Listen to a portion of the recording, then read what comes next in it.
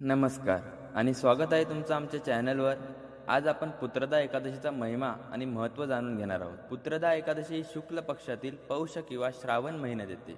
या दिवशी भक्त प्रभू विष्णूंची उपासना करून संतान प्राप्ती किंवा मुलांच्या आरोग्य व आयुष्याची प्रार्थना करतात। ही एकादशी भगवान विष्णूंना समर्पित आहे।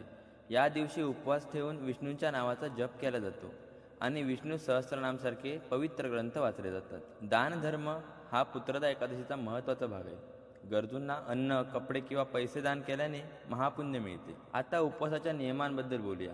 या दिवशी धान्य वर्ज्य केले जाते आणि फक्त फळं, दूध व पाणी घेतलं जातं। यामुळे शरीर आणि मन शुद्ध होतं।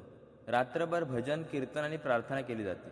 दुसऱ्या दिवशी उपवास सोडून पूजा पूर्ण केली जाते। पुत्रदा एकादशी ही फक्त उपवासासाठी नसून हा दिवस भगवंताशी आपली नाळ दृढ करण्यासाठी, कुटुंबासाठी आशीर्वाद मागण्यासाठी आणि दयाभाव दाखवण्यासाठी आहे। तुम्हा सर्वांना पुत्रदा एकादशीच्या हार्दिक शुभेच्छा। हा व्हिडिओ उपयुक्त वाटला तर लाईक, शेअर आणि सबस्क्राईब करा